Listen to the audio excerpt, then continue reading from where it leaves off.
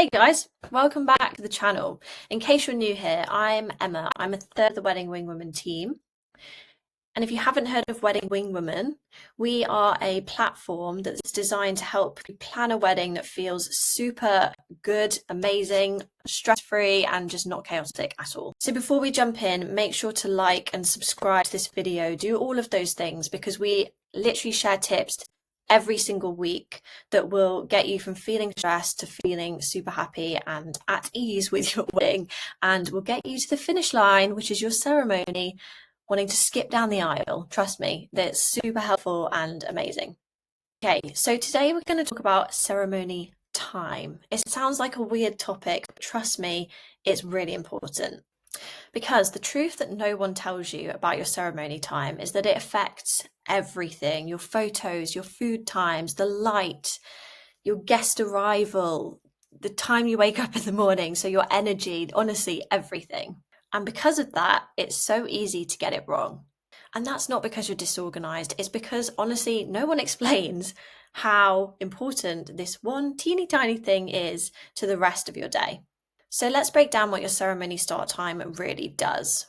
It's not just when the wedding starts, it's the domino that knocks every other part of the timeline into place. Your ceremony time decides what time you get up in the morning, when you get ready, whether you're rushed or relaxed, whether your couple's portraits happen in golden hour or the midday sun, when guests eat, whether the vibe is soft and romantic or harsh and sweaty, and even how much time you get with each other. Super important things, right? Genuinely the crucial moment that decides whether you're rushed from one thing to next or your day flows feeling effortless and smooth. But here's why it's not a one-size-fits-all answer. Your ideal ceremony time changes based on 5 things. Number 1, your location. Are you getting married in the mountain, city, beach, vineyards? Light behaves differently everywhere. And it's not even just about the light, it's the weather, the temperature, all of the above. 2, the season. Funnily enough, a 4 p.m. ceremony in winter is basically a ceremony in the dark. A 4 p.m. ceremony in summer in Italy is probably still too early. However, in England, a 4 p.m. ceremony is probably too late even in the summer. I think it makes sense.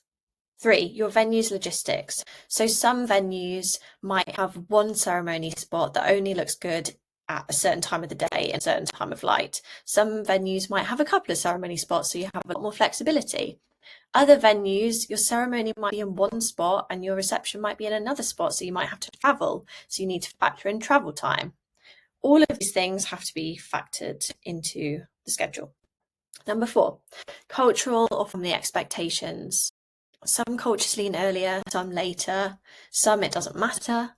And some cultures mean you have a really, really long ceremony and some mean that you have a really short ceremony. Food service. Number 5.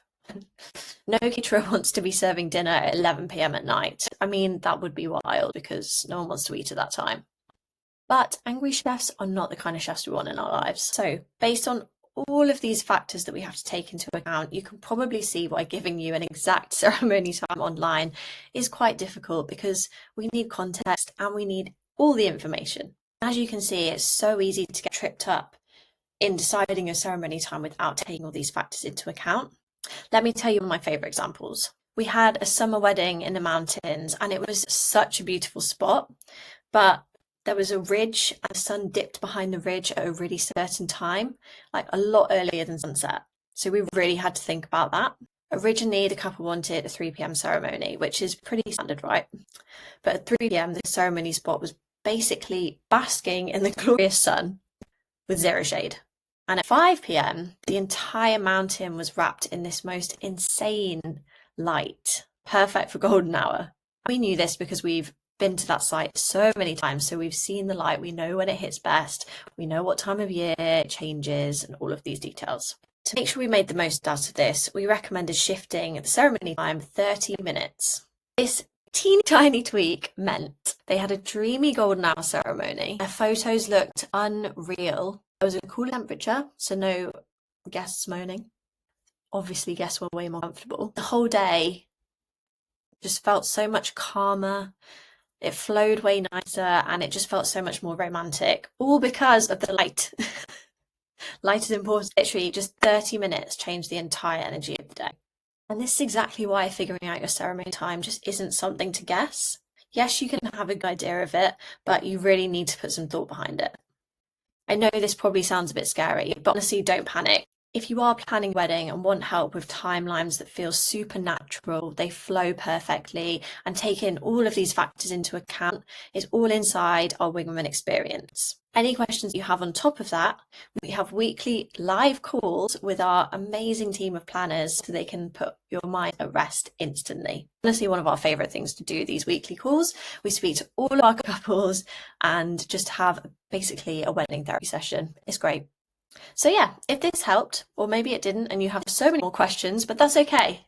Make sure you hit like and subscribe. It really supports our channel and means we can keep posting tips and tricks for you guys. And tell me in the comments what ceremony time you're thinking of having, and I'll send a quick reply and we can have a little chat. See you in the next one.